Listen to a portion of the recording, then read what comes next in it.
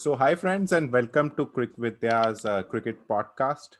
And today we bring to you the third episode of our Legends series, where we put together and talk about the life and career of cricketing greats. For today's episode, we have chosen Chris Srikanth, and to discuss his career and post-career exploits, we have with us Subbu sir. Hi, Subbu sir. Welcome to the podcast. Thank you. Thanks for having me again in Crick Vidya. Thanks, Suneet, Yasir, and Manju. Yeah. It's a pleasure. Like I said, you put me under a spot, right? Chris Srikanth is one of my favorite cricketer with whom I thought when I can associate when I started watching cricket. India won the World Cup, and Srikanth was the highest scorer. So I means it was but natural for a Tamilian like me to adore and follow Srikanth. So I hope I can do some justice in talking about what I feel as a fan. So I'm looking forward to this. Thank you so much. So we also have our Quick with their team, Yasir and Manju. Hi guys, welcome to the Hi. podcast. So Manju will Thank be you. moderating this. So Manju, over to you. Thanks a lot, Suneet. So I'm starting with another anonymous quote because it was written to Cricinfo by some lover who said that measuring Srikanth's batting with an average is like measuring today's birthday boy Rajnikant's acting with the number of Academy Awards. So that is why we come to the first question, which I have for Subbu sir, is why did he choose Srikanth as See, his boyhood hero? I'll go. What I would want to mention was when I had no idea about this game of cricket. Suddenly, I got introduced to this game when India was playing the finals, 1983 World Cup finals. So someone in my corridor came and told me that, hey, why don't you kids why don't you go and watch the finals? And India is playing, and I think by the time I started watching, India was already all out 183. So I had no idea about this game.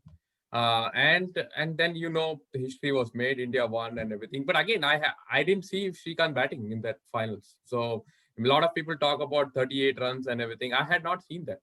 But as soon as it dawned on us that India won the World Cup, the next day reports, and then I think as I started talking to uh, my the uncles and friends and cousins, the general discussion was around Srikanth. Now maybe because we are we are we are all Tamil, and they all started associating themselves with their own local boy. But I am born and brought up Bombay, so there was no need for me to adore him than Gavaskar or someone else. But Srikanth was the first person that everyone started talking, and he was the highest scorer. And every time people used to compare was Srikanth scored 38, but Viv Richards scored 33. And Hmm. so that was I think there was some difference that they were trying to say that Srikanth scoring that few extra runs allowed us to win the World Cup or do better in the World Cup. So that memory remained, and then it was but natural for me to go and look into read more about Srikanth and his mannerisms. But interestingly, Srikanth was not part of the team after a couple of months or 3 months. He lost favor because he lost his form. So it took another year or so for me to get more about Srikanth. But in that 1 year, I probably might have thought about his 38 runs, 7 fours, 1 6. So Yeah. this was always there. Then there were more and more pitches that I saw in the Sports Star and everything. So it was but natural for many of us, and especially me, to start following him very closely, his style of play, how he attacked the fast bowlers and everything. So I think it came to a point where many of us were looking forward to see when he's going to come back into the team, which he eventually made back into the team in 1984 against England. So when people talk of pinch hitters, they always remember Mark Greatbatch from '92. But so, what do you feel like? Is Srikanth being given a label of pinch hitter? Is it a badge of honor, or it does not tell you the whole story? What is your reading of that? I think it's unfair to call Srikanth as a pinch hitter. If you look at his batting, right, it was not 50 or 45 balls or something. And when I'm calling 50 because Srikanth is more associated with scoring 50s than hundreds, because by the time he reaches hundreds, uh, he might have already lost the patience and he might have given away his wicket. But till 50, he would be doing his job for the team to give a good start. So think about it. He came from an old school of cricket where test cricket was more important. So he balanced that with his attacking style. So his attacking style, I still means most of us would agree, and we have read a lot about it, that there was some scientific methods associated with, which is what Srikanth would always say, that don't think that I'm just blindly hitting. I have a method to my madness. I try to attack fast bowlers because I think fast bowlers doesn't have to always be defended. But I used to go over the top, but I used to do that only to the outswingers, because even if I miss, I will miss it. The ball will go to the keeper. If it gets an edge, it could go fly over the slips. But if I hit well, it will go over the long off or mid off or long off. So he had a method to his madness. So calling him pinch hitter is very unfair, because he also has played some really good test innings. I think a couple of them comes to my mind, which I might talk later when you guys will bring up. But his innings in 1987 Bombay, I think there was one more innings that he played against Sri Lanka in Sri Lanka. Those were all innings that tells that he's not a pinch hitter, but he has a method on how he goes about. And he says he plays to his strength, and his strength was not defending, because he didn't have the technique of a Gavaskar or a Miyadad, but the only way he's going to score runs is by attacking, by cutting and pulling and going over the top. So he knew what he was doing, but he was not a pinch hitter like a Great Patch. Great Patch he was just coming out of the crease, but Srikanth used to stay there. And many of his innings had a strike rate of not, his carry strike rate was only 70 or something, which itself tells you that he was not a pinch hitter. So, like until 1994, when Sidhu made his fifth ODI 100, like only Srikanth with 4 ODI 100s in this format. So, Subbu sir, I want to ask you, know from you more, that he do that he made this format his own, be it the Benson and Hedges series or the other ODIs. Yeah, see, I think that those were the little things where we used to get very happy about Srikanth. I think for fan followers, like, it was not just me and people around us. There was quite a few other folks who used to love Srikanth for his style. And then many a time we used to say that Srikanth is pure entertainment, and he plays to please the crowd. Actually, it's the other way around. He actually just plays to please himself. So he'll hit the ball, he enjoys it, he'll get out, he'll disappoint it, he's gone. But I don't think he always realized how it goes for the general spectators who are watching him. But that's why I think I sometimes feel, in spite of all that, right, that style of play, till he retired, he was the highest number of centuries that maker for India in one day for a long time, right? I think like you said, Sidhu made his fifth one in 1994.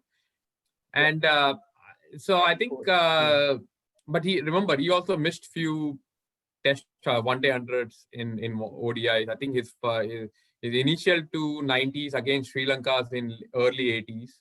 And then you think about his 90s, and I think that he got out to 99 at one time. I think, I don't recall what. And I think he got out to 99 against England, I think LBW to Mike Gatting or something. So you never know what to expect. He could have scored more centuries, but I think at that point, having 4 was big. And all those 4 centuries had a pretty good style, that it was typical Srikanth innings. I still recall his first one in Jaipur against Australia. You don't go from I don't know if he was 94 or 96. He was trying to go for his first century after missing many of them in getting out in 90s. And his scoring shot to reach century was a hook shot of McDermott for a 6. So that's what it is. So he reached 100, 102, and he got out immediately after that. It was the same game where Raman Lama, who played very, very well, actually. So it was a revolutionary batting at that time. But I just felt that was what it is. So I think it's almost unimaginable that Srikanth held that 4 ODI century record, till he retired. So only after that, Sachin came opener, and then and I think his legacy was completely different. So, sir, do you think he was ahead of his time in terms of his batting style? Because he also got dropped quite a few times And I think at that time, the team and the selectors could not understand that he was an impact player, which like a Sehwag came later and those kind of players, and those kind of players can't be that consistent. So do you think that actually was the thinking behind the selectors dropping him, or do you think because he was not consistent, it was just for them to drop him? I think it was the last part you said. He was not consistent, right? It's very difficult to be on in the top order and not being consistent. But I think that's why you will be surprised that even in spite after India winning the World Cup, he couldn't keep his place for some time. And then only around 1984, so 83 June, India won the World Cup. Then he got dropped when the West Indies came here.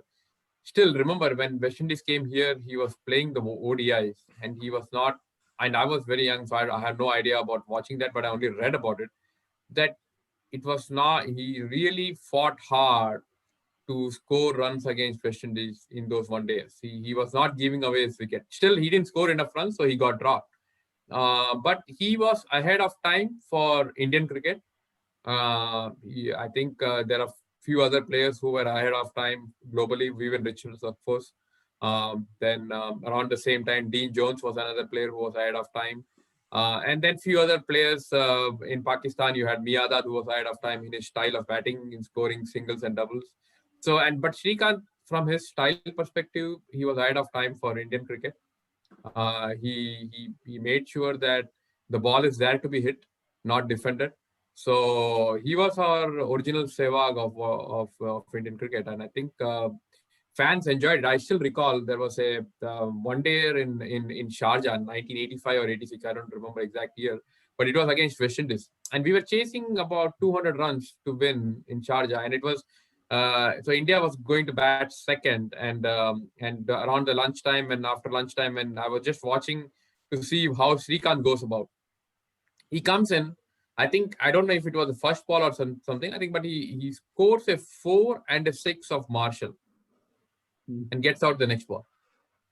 And it just disorients a lot of us, we as a kids, and also the elders around us, because you score a 4 and a 6 of Marshall, and you don't want to get out, right? But he gets out. So we are disoriented, and I'm pretty sure the dressing room will also get disoriented, because you think that he has given away, but that is his style. So I think I remember Shrikant always used to say that out of 10 innings, if I can win 4 games, I have done my job. I think that is what his principle was. 4 out of 10 is, sir, quite big, I think. Yeah, quite big. I think he did that actually. He was around. There was a time back then when he was consistent enough to do 3 out of 3 or 4 times out of 10, and even in the later stage of his career, he was able to do that. And also coming to the impact at the other end, like recently in a chat with Ashwin, Gavaskar has said Chika liberated me as an opener, saying that I spent a decade like playing the way I played in tests, the rock of the innings. And later there comes Chika, and even I feel like playing those square cuts, and I enjoyed my cricket in the last 7 years. So how do you read this? Like see this from coming from Gavaskar? So definitely, like we thought that the impact would be from Gavaskar to Shrikant, but here the current is flowing in reverse. So I think it has remained mutual. If you ask Shrikant, he will say that how much he has learned from Gavaskar over his.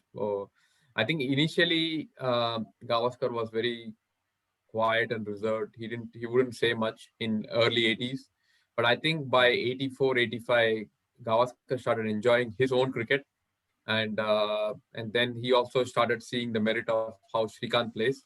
So he used to enjoy a lot. I think, and I think, and he had told Shrikant that one day I will score a 50 ahead of you, and he did in the Madras Test match in 1987, which apparently was Shrikant's first Test century. No, not first century. It was his second Test century, but it's which is for he used to talk a lot about that Test century against Imran Khan and Wasim Akram and Qadir. But it's a fact that Gavaskar did learn and tried to, I would say, embrace ODI cricket more, probably because of Shrikant being there at the other end. I think Srikanth made sure that there was an aggressive intent in batting in those days, especially when you come up the order, right? I think he used to do that, and Gavaskar did enjoy that. And I think there was a time when Gavaskar did say that it was Gavaskar opening in the test and the ODIs, and I think it got changed once when in one of the World Series Cup cricket game in 1985 against New Zealand. So even Chatfield was going to open the bowling instead of Richard Hadley. So Gavaskar came and asked Srikanth, okay, do you mind taking the first strike? So after that, it was always Gavaskar in test, Srikanth in ODIs. But I think it has been a partnership that has blossomed a lot. There was also a time when Gavaskar used to come 2 down, right, in ODI cricket, and Srikanth used to open with Ravi Shastri. So that also worked out well. But in general, the mutual admiration and the learnings that they had has been significant, and they both talk about it every time when they when we hear any of the interviews that I have heard or seen in the Sports Stars and other magazines. So coming to his another aspect of his play is his captaincy. So he once sent Chetan Sharma at number 4 in a chase. So do you remember any other such quirky moves which he would have made as a captain? And of course, Sachin's debut happened under his captaincy. That is also a very lucky thing to happen. See, I think his style of captaincy was very relaxed. People used to enjoy his style of captaincy. There was no pressure on anyone. He was a senior player, but I don't think he ever gave that feeling to the youngsters in the team. That's one of the reasons. I think Manoj Prabhakar said that whatever he is because of Srikanth, because in the 1989 tour of Pakistan, Srikanth was the guy who made sure that he could get the best out of Manoj Prabhakar. He said, you do whatever you want. You set your field and go and I'll back you up. What more a player like Maverick player like Prabhakar needs, right? So he knew how to get the best out of Manoj Prabhakar. He helped Mohammad Azharuddin in that crucial series in 89 against Pakistan. Now, Azhar became a captain after that, but that wouldn't have happened had Srikanth had not supported him. Azhar tried to repeat and give that, means he made sure that he supported Srikanth when he became the captain, but it was again back to Srikanth who has to score runs to remain in the team, right? So, but I think he was and you brought up that Nehru Cup example very nicely. Chetan Sharma coming 2 down. I think it was against England, I guess, right? England or Australia, maybe England, I guess. I need to go back. But he scored a century. Yeah, he scored a century. So he was really good in that sense. Even Manjrekar had said a lot of good things about him in the tour of Pakistan. Unfortunately, we can only talk about Srikanth being a captain in a test series for only one tour, because that was the only tour before he was the captain. He had done few one days like Nehru Cup and Sharjah and everything, but after that he was I think it was very unfair for him to be dropped off the captaincy because it was his bad form in batting that took away his captaincy, but he deserved one more series at least the tour of New Zealand in 1990. He should have been made the captain and continued. But I think I don't know if I can compare Srikanth with someone as a captain, but I can relate his easygoing style and a style which is much more relaxed and trying to help the players, make them accountable, empower them with the right resources. I think the one other player I can think of in recent times is Rohit Sharma, who does it exactly the same with the Mumbai Indians team. Now, he has not done it in international cricket, but Srikanth and Rohit Sharma are very different. But Srikanth had that very similar style, and Rohit Sharma has something similar.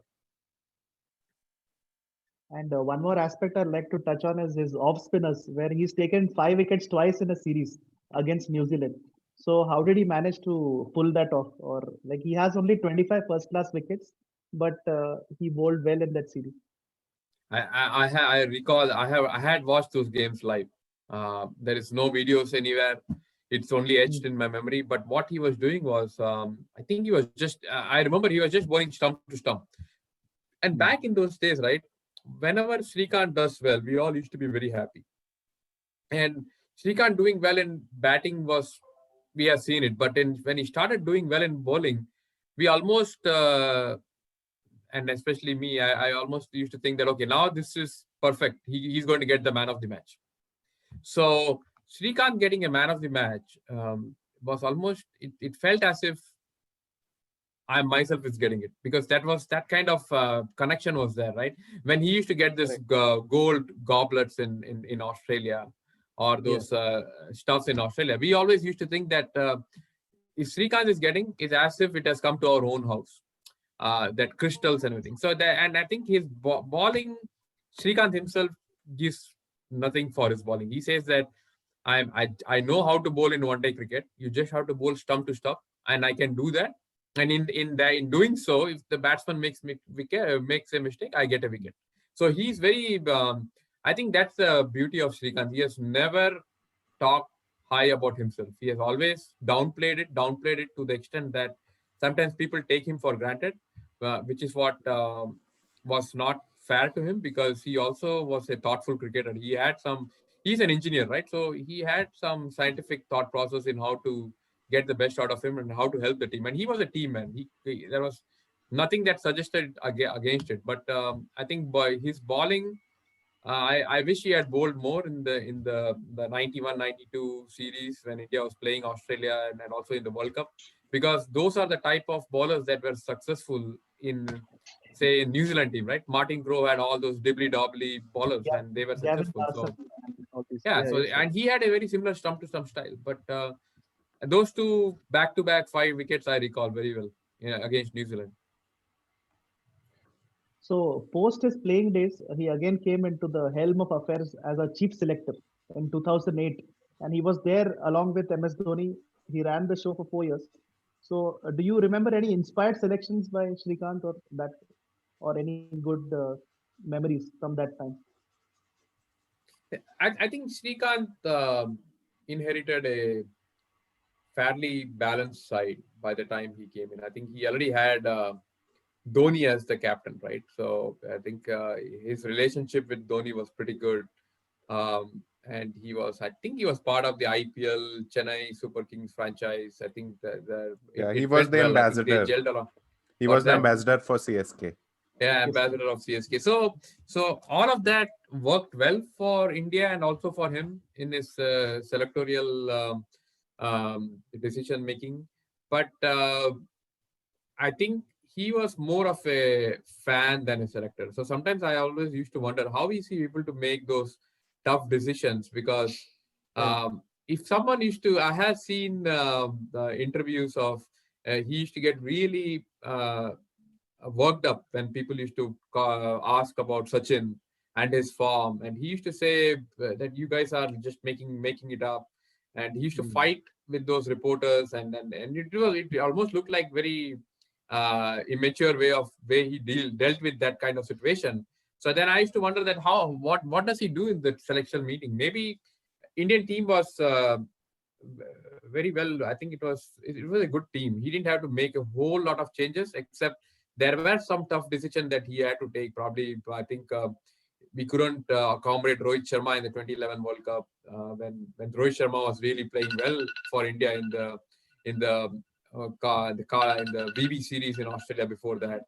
So I think he had some few decisions that he had to take well, but think about it. India has won two ODI World Cup, and both the World Cups are Srikanth has a hand. He was a player in the 1983. He was the chairman of the selector in 2011. So it's destiny. That's what Srikanth will always say. That I believe in destiny, and I know um things will work out for me, and exactly how it worked out for India. So, from a selection perspective, I don't recall anything. It was a good team that we had, so we were able to. I'm pretty certain he had to take some tough decisions around that time. I believe he was the selector when he had to make a decision around Ganguly, Dravid, Right. and I think he was there, but I think he shared a good rapport with all of them. So that's why people never got offended with Srikanth. So maybe that is the style that he brought in, Yeah. and his 4 to 5 years of as a selector went pretty smoothly. He may say it differently because we don't know what in Indian cricket, but I think it went well. No big breakthrough. I think the captaincy of Dhoni was done by the previous selection committee, Vengsarkar and More. So he didn't have a hand in that. So he has been quite active in the TV world of late. So he even participated as a contestant in that Jhalak Dikla Ja in 2013, the dance competition. So what are your good memories from Srikanth on TV? And nowadays he has his YouTube channel. He does these live sessions. So how do you look at it? So I think the first time I saw Srikanth on TV is during his playing days. I know he had a channel that, in fact, during his playing days, there was a program that was not shown in Mumbai, but it was shown in Tamil Nadu. So whenever I used to go to Chennai, I have seen a couple of episodes here and there. And it was another freewheeling chat, actually. He used to talk about the innings that India have played between that 85 and 87, right? There were a lot of games that he used to show as a highlights package, but Srikanth will give commentary along with that in Tamil.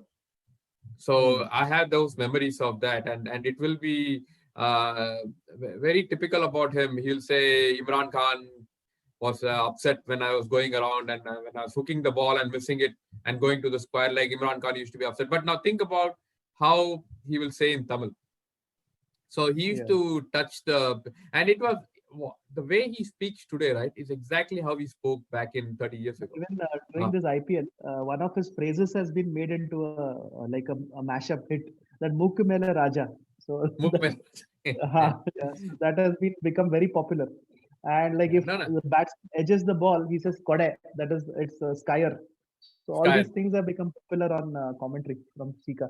No, I think so that was one, and then he also had a Raj TV. He had a Krish Srikanth Presents, and many times he used to show a lot of these games from Australia. Not only the games that India has won, also the other one country. I think they had shown a highlights of Pakistan versus West Indies, 1984. So he would say Pakistan will West Indies had to chase a very small score, very small target, and they will get all out for 111. So he will say in Tamil, West Indies and they got all out for a Namam 3, 111. So that and that Raj TV program was just amazing. I don't have a lot of recordings. I wish I had recorded it, but I think those are my early memories of him. I had not seen the Jhalak Dikla Ja that you mentioned, but I keep looking. I try to see wherever I can watch Srikanth talking.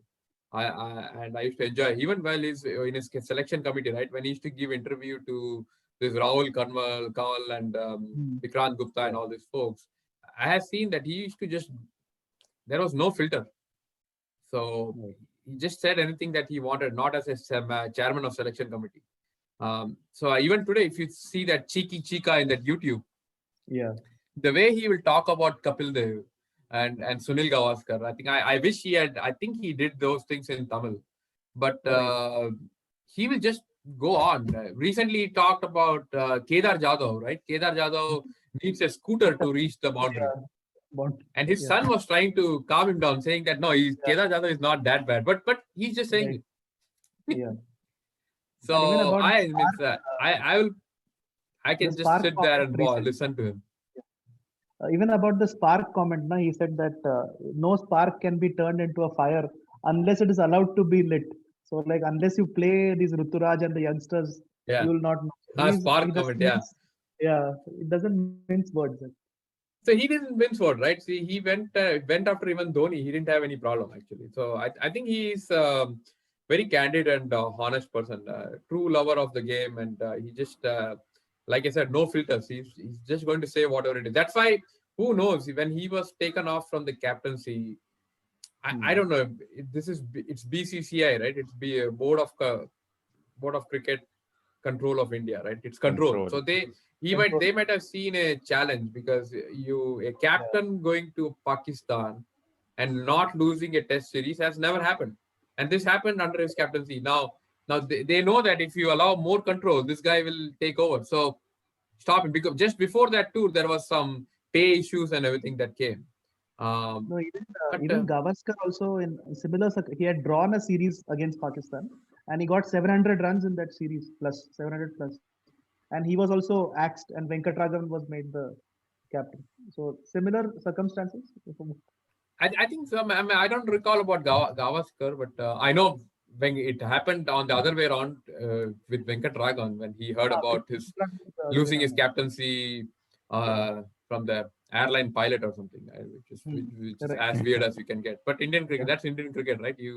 There is no set for agenda or formula. It just happens. So just the final segment is one which you like to dabble in, like from your tweets we have seen. So what kind of bat did Srikanth use, and did he change, and what was the weight? Any idea? You can give us some insights on that. Weight, I don't know. I cannot because in those days only the players who had bats with the highest weight used to be talked about. So Clive Lloyd and I think and later Sachin Tendulkar. I think this is what was talked about. But I think like I said, my earliest memory of Srikanth was him batting against West Indies in the 1983 World Cup. So he had his Slazenger bat.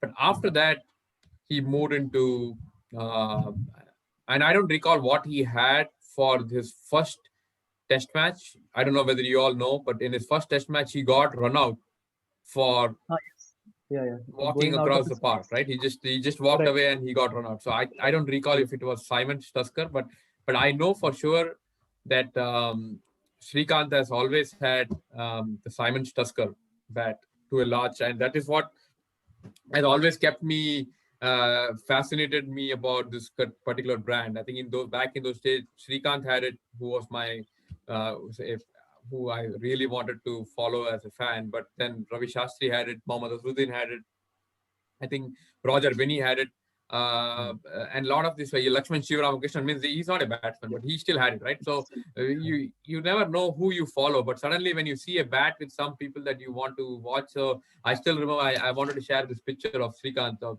playing this cut shot. This is from a 1986 Sports Star with that Simon Tusker. So it's exactly what when and I went and tried to chase after this bat, Tusker bat, for many years, and finally got hold of one, which I can show it to you. I can proudly show it to you all. This is the Tusker bat that Simon Tusker that Srikanth used to play back in those days. Not exactly the same one, but it was a vintage collection that I still have it. But I think once he got dropped, right, in 89, 90, and when he came back to the team in 91, he had a bat with no sponsor. And when he was batting against West Indies in that Adelaide one day, in 1991, I think it was December 14th. I think in a couple of days we will have its another anniversary of that. So I think he December 8th photo. You have shared a December 8th You have shared a December 8th photo, man of the match in. Man of the match. I still have very fond memories of that. I mean, like I said, I felt as if that crystal has come to my house when he scored that 60. So that was just a fan feeling. I still feel good about when Srikanth does well, but when he scored that runs against West Indies in Adelaide, he didn't have a bat sponsor. So Tony Greig would say on air that this bat needs a sponsor, because that was clean. And then after 2 or 3 games, then he had this Sri Chakra trials as a sponsor. But then he retired with that. But I think if I had to think about Srikanth, it's the Simon Tusker, which goes. If I get an autograph of Srikanth here, then I think that would make the day. My day is done. Yeah. For that, I need to go to Chennai and all those things. But yeah, I think those are the memories of his bat and what I have. But I also wanted to share one more very spooky thing that I can talk about Srikanth, because I think about him so much, right, back in those days. So I mentioned to you about this Adelaide one day that is coming up, December 14th, 1991. So it was a day-night match. He has already won a man of the match, scoring 60 against Australia. He was coming back into the team. And so we as fans were getting excited that Srikanth is going to do well. And Srikanth does well in Australia. So that game, I really wanted to wake up and watch the game against West Indies. So it was, I think, 4:30 a.m. or 5 a.m. start, but I overslept. I don't know if I kept the alarm or not something, but I overslept. So I didn't wake up. But I get a dream that Srikanth is out. He's walking back to the pavilion, and the score says 80 of 53 balls, and then it changes to 80 of something else, and then it changes to 82 of 84, and all of this is in my dream. Okay, and I go and turn on the TV. Srikanth is walking back. That score has not come, what I saw in my dream, but then the score comes exactly what I said to you, and I said, wow. Yeah. And I couldn't believe, and I called my cousins, and see, in those days we were not recording things immediately, and I told my cousins. They said, yeah, I don't, whatever, but it's still there in my mind. And then I recorded that game, and then I have it with me. Even if you I don't know if you have the YouTube, but I have probably 5 copies of that game. Okay, 5 different copies. So Sony TV copy, Channel 9 copy, my own personal copy. Means I have recorded so many times. Not only that game, many of such games, but that was a spooky thing, right? I get a dream that this is what is going to happen. It has not happened yet, but I see that particular ticker going on. So it was a weird stuff. I just thought I'll share that piece about Srikanth, because that's how he impacted me and a lot of us who were following him very closely back in time. So I think we have to make this episode reach Srikanth, and maybe you'll get the autograph. See, I have interacted with him in that Cheeky Chica, that YouTube. I sometimes I mentioned to him that Srikanth, how difficult was it for you to retire at the age of 32? I asked him, and then because there was not much right back in those days, so he replied back, and I said I still have the Sportstar copy of him. That Sportstar came as a special edition when Srikanth retired, and interestingly, Srikanth retired almost the same time when his own hero Vivian Richards retired. So Richards retired in October 1993.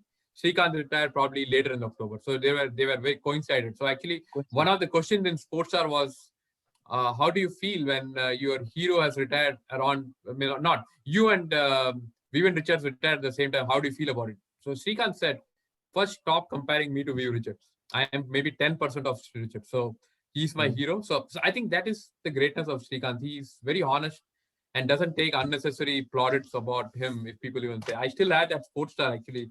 I think I told him in that Cheeky Chica that I had that Sportstar. He said probably one day I'll take a copy of that just just so that I have a copy of the same. So this was the Sportstar that he had.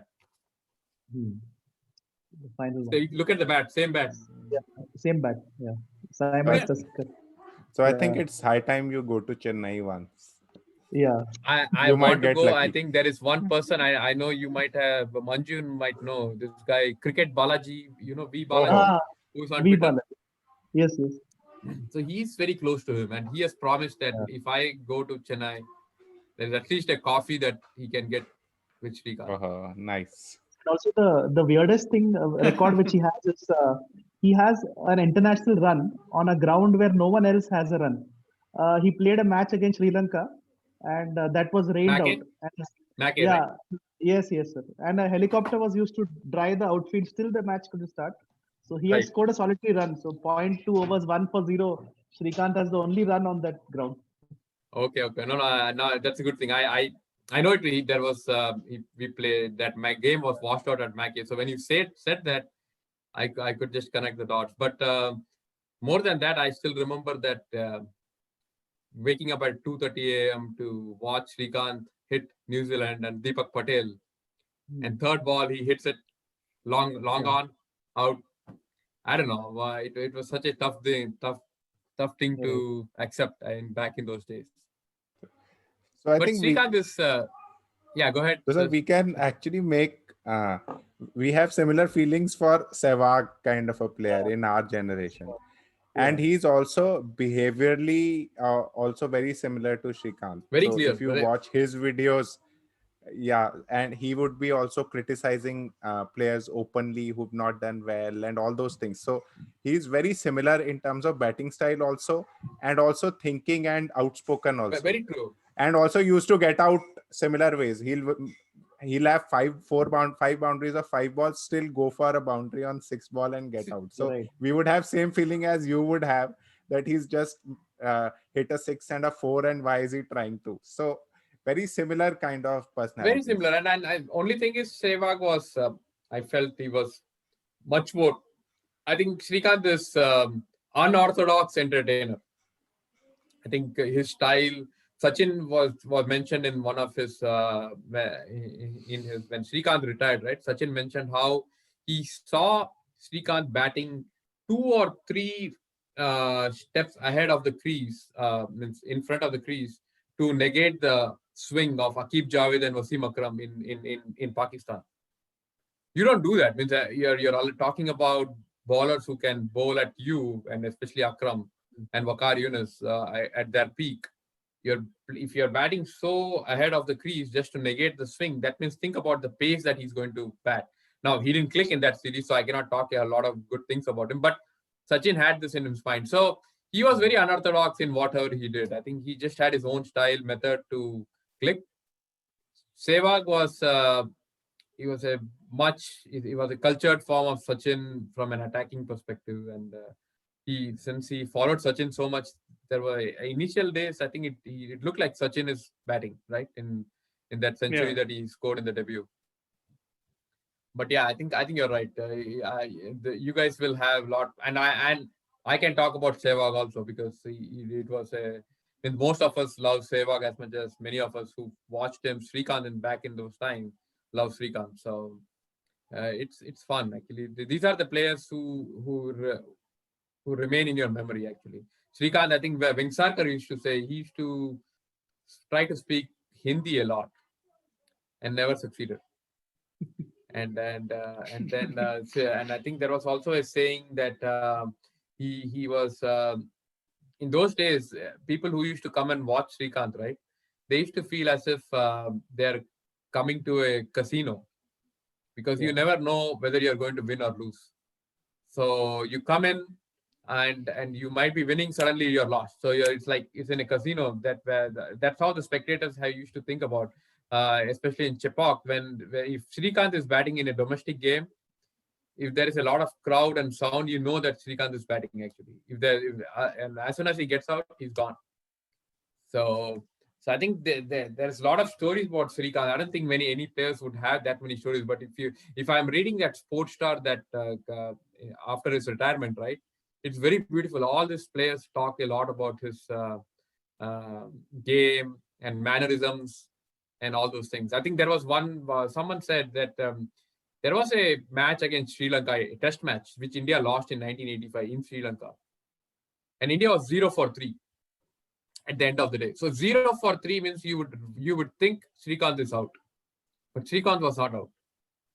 He was still batting. The other players got out. And that's when Shrikant, and the next day he came and scored a 50, very tough 50 actually. And that's when people started realizing that this guy can bat and put his head down and play for the team.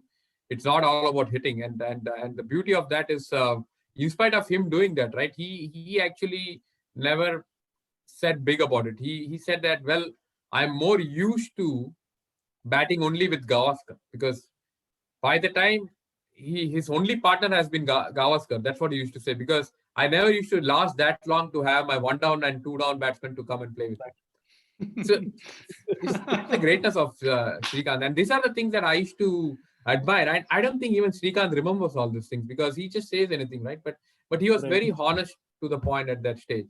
And these are the memories I have from reading various magazines. He never wrote a book, so there is no book about Shrikant. But it's only the Sports Star Hindu magazine that covered him really, really well. I think there was 3 interviews that I have, 89, 91, 93. And the beauty of all 3 interviews is he's consistent in his answers that he's making. very consistent. It's not like every year is changing something. No. So that itself says that there is a lot of thought process in his game, that he must have made sure that it is those thoughts are put in practice actually. So lastly, Sir, he while also responding, had. Sorry. no, it's okay. He responded to Manjrekar's comment recently, and he said, "You think beyond Bombay." So how much truth there is to that? And since Subbu sir has the best of both worlds, he's a Tamilian from Bombay. We can get his perspective on this one. I think that was emotional Srikanth saying something. So you expect that from Srikanth. And I think Manjrekar has been unfairly called about his preference to Bombay and Mumbai players. I really doubt. I think if someone has followed Sanjay Manjrekar, and I have followed his cricket, but his commentary more from late 90s to especially 2000, 2002, 3, and I have so many of his commentary and his pre-match, post-match interviews. I think he genuinely feels happy when Indian team does well. So it doesn't matter whether it is a Mumbai. It may be a coincidence that it was a Mumbai player who has done well. So if he supports Rohit Sharma, there is nothing wrong with that. So I think that's how you should think about it. I think, but I've seen him. But it was Srikanth being Srikanth. I think he just said what he has to say, and I think we should take that in the right spirit. So over to Sunit. Yasir, you had something to say? Yeah, Yasir, any questions? No, sir. I just wanted to just ask you, because Srikanth had those idiosyncratic tics and mannerisms. For instance, he would twirl the bat, and he had that facial expression, the nose, so sniffling of the nose. So maybe that was sort of a reflective of his personality, that he's always restless and sort of not, moving around and all that. So that was something very unique and something I remember growing up a lot.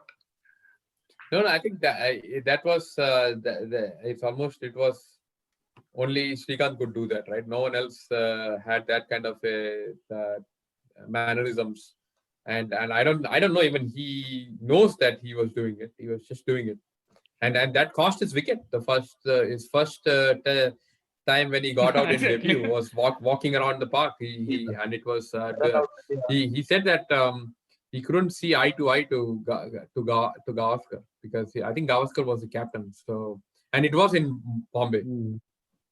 There is a picture of that in I think in one of the sports pages or something.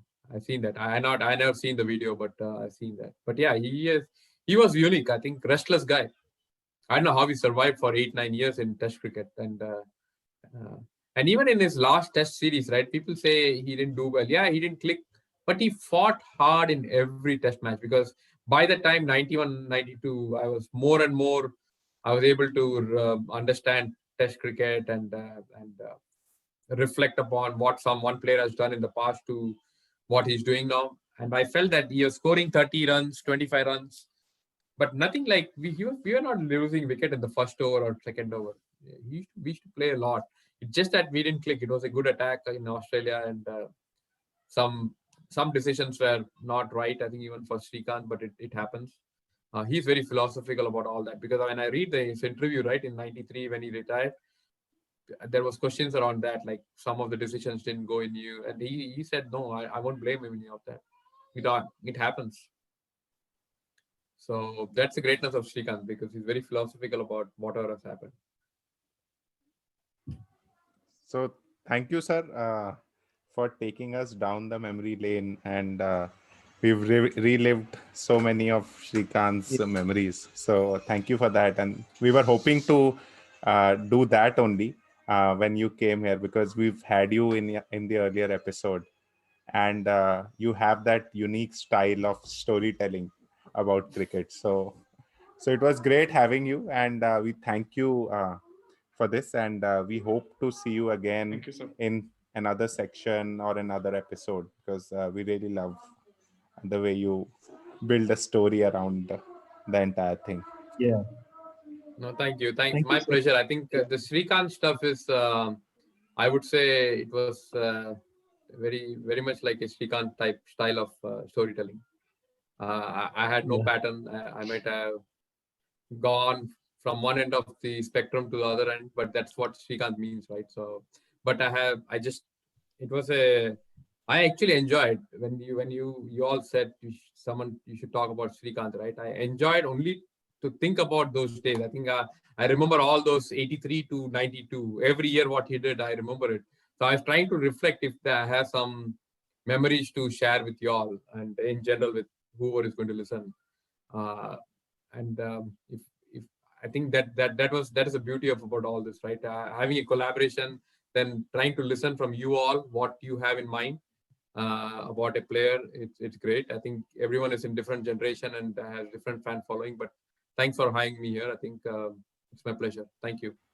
Thank you, sir. And we hope Srikanth listens to this, or at least calls you home for a And you coffee. cannot, and you can't deny his Midas touch, because even in his last series, he had a record for most catches in the outfield. So like kahin na kahin se to records aa hi jate hain. That is the magic of Yeah, that's Srikanth. true. That's true. I think I might have collected photographs of Srikanth from those magazines back in those times. I still have all of them, just because he was unique and he was the first love that many of us would say. And even today, right, when you think about his 1983 movie that is going to come, you all might have seen how he interacted with Gaurav Kapoor in that.